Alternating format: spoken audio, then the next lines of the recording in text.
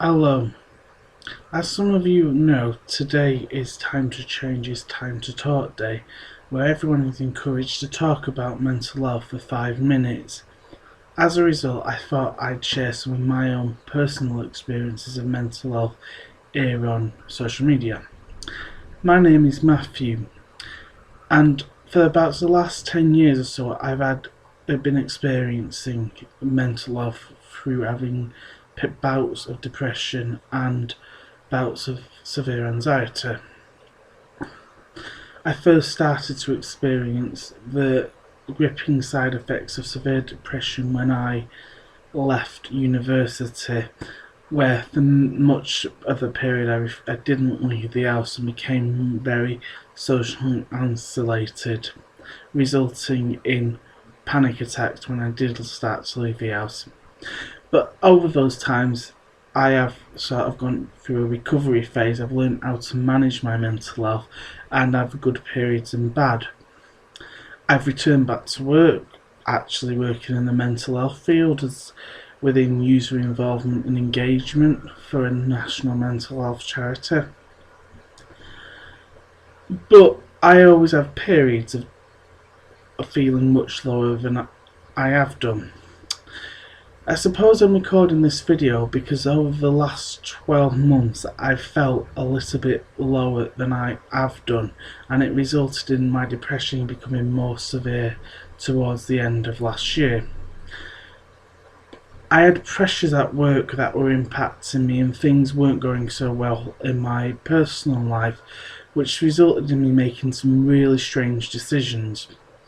An example being, one day I was returning from the conference and I got on a train at Crewe where I was changing, and because I couldn't find the seat I wanted, I immediately got off the train and had to wait for another train 20 minutes away, which in itself seems a really strange decision, but at the time it seemed the perfect decision.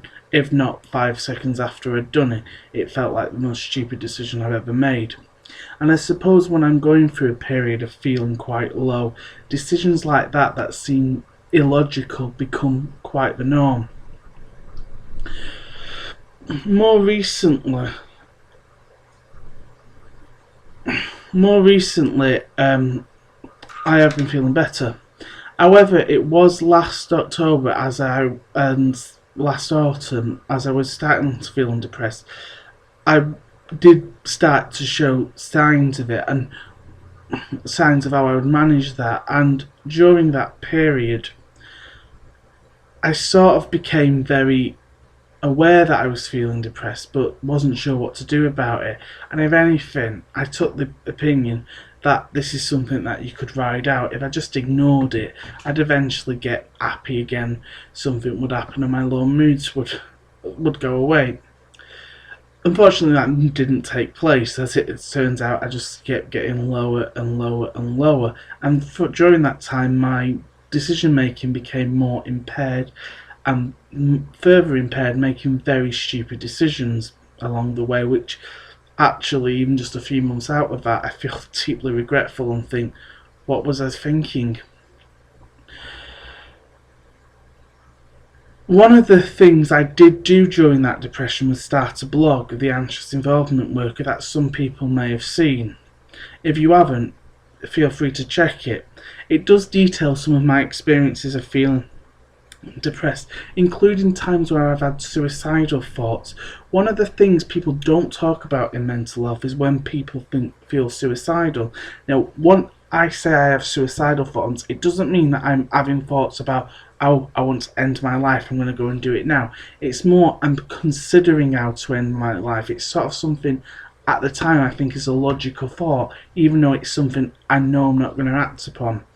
But towards last autumn, as I was feeling depressed, I started having more thoughts about how one could end their life if I wanted to, if that it might be easier to avoid the problems I'm having now by committing suicide. And I sort of wrote about this, and how work pressures can do that. I suppose the thing I think about mental health is sometimes I can feel really rotten, but I'm not sure people can see that I'm feeling really rotten, and because of my anxiety, I'd never want to say I'm really struggling right now, part of it's because I'm quite proud, and part of it's just simply you don't want to admit to people, look, I'm struggling now. Look, I'm not sure if I misbehaved in that meeting or did I do things right. My anxiety when it's really bad can mean I can be 1 minute really quite well and 5 minutes later really quite depressed and actually question what I've done 5 minutes, and then spend probably the next 30 to 40 minutes questioning, did I say something right to somebody, did I say something wrong, was I a bit too aggressive, and so forth, and just getting a spiral and spiral and spiral that goes on. That's something with my mental health I suffer a lot with. I also suffer at times of depression with struggling getting out of bed. The other thing some of the people who are friends with me on Facebook will have seen is a post I posted last November about feeling really quite low. I put a post on Facebook about the fact that you couldn't make a nunce out of a belt. Regrettably, this meant that my cousin had to find out what a nunce was, which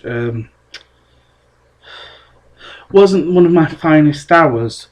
I suppose what people didn't know, because a lot of people asked me was I fine, was I posted that 5 minutes after I'd sort of taken a belt and pulled it round my neck holding it like this, and then after 15 seconds dropping it. I suppose I had quite a massive argument about this very room that day, and at the time it felt like it'd come after a week of real frustration, and it was like at the lowest of the low, and I was thinking, oh, it will just be easier to end things now. At the time, it was a week of my 29th birthday, so I was thinking all these things I was going to achieve by the time I'm 30, and it's now looking like I'm not. And actually, do I want to go to 30 not achieving those things? It should be mentioned, although this was a few months after now I'm recording this, at the time it felt quite real. But anyway, I did do that, and I did take a belt in the bedroom and did it. I suppose, if I'm honest, it was a way that actually, you know, that it's going to take quite some effort to pull, so obviously it wasn't a very serious attempt. But it was something I did do, and I do want to talk about that to people. It's difficult to spur an on conversation, because you had family members within the next day or two effectively putting me on suicide watch. But it is something sometimes I do feel quite low, and that is part of mental health for some people, and I think it's seen as a stigma, and it's part of the reason I stigmatise myself. I work for it within mental health. I work for charities where, in a role where I'm trying to get people to embrace their experience of mental health, to improve mental health services, but I myself stigmatise my own self around mental health. I noticed a few years ago when I first came into mental health, I told people I'd use mental health services, and gradually along the time I started becoming more ashamed about that and not mentioning that I was somebody who used services as much. I wanted to be judged on something else. So, as it happened, after I had that incident, I had a few weeks, I'd gone back to work. I was off work at this stage. I wasn't getting up, I was feeling really depressed, and eventually you get to the time where I was dreading going into work or parts of my job, that I eventually got to the stage where I thankfully went to the GP and said, look, I'm not well, what can you do? And a week later I went back on antidepressants. I'm still on citalopram right now. I haven't taken it today, but the pills are literally over there, so I'll take it at the end of this video. And thankfully, after a period of relaxation over Christmas period towards the start of this year, I've been feeling much better. But I think mental health is something I'm never going to recover from. There is recovery in mental health where you can be optimised, but I'm never going to be completely well, free of negative thoughts. And I suppose that's one of the things I'm having to come to terms with right now, that actually there's not going to be, you're going to go through your mental health period and go away. For me, it's going to be something that possibly in 12 months, 24 months, maybe next week, I'm going to have a period of feeling really quite low again. I think it's important because I'm not a bad person. I'm the person I am because I have mental health, because I have depression. I may have anxieties. It's one of the things people say about me. I struggle to have a one-to-one conversation with someone, which is why I'm recording this on a video. The ironic thing is, get me in front of a room with 500 people in front of me and ask me to do public speaking. I have no problem doing that, but starting a conversation with a random person, even if it's walking down a corridor in work, is like hell to me. Mental health is an important part, and I hope people will use this to talk about their experiences. I know so many people stigmatise. They don't tell people they love. They're ashamed to say, maybe because it's hurting them, how bad their mental health's getting. But actually, what I've learned in the last few months with my mental health is that I probably hurt people more by not talking about my mental health, by putting on Facebook things about trying to kill myself, even if at the time it probably was at the time felt like a way of hurting my mother, which now I'm saying that I feel rather ashamed to say that, but yeah, it probably was a way of causing harm. And that's not right. And I think people have got to be honest. And I think if you are suffering with mental health, you've got to listen to people when they're saying it. Mental health isn't something to be ashamed of. It's something to embrace. Some of the best people in this world have mental health. And I really want to emphasise, I've worked in mental health. I've worked with some of the most inspiring people who've had experiences of mental health. I often talk about one of the service users being the term people use for people who use mental health services, which some people will find incredibly strange and other people will find incredibly insulting, and I apologise if I've offended anyone just then. But one of the people I met with her own experience of mental health, because she'd been taking pills, was now living on a pacemaker, but was the most happiest person I've ever met. And I suppose that's what we need to embrace.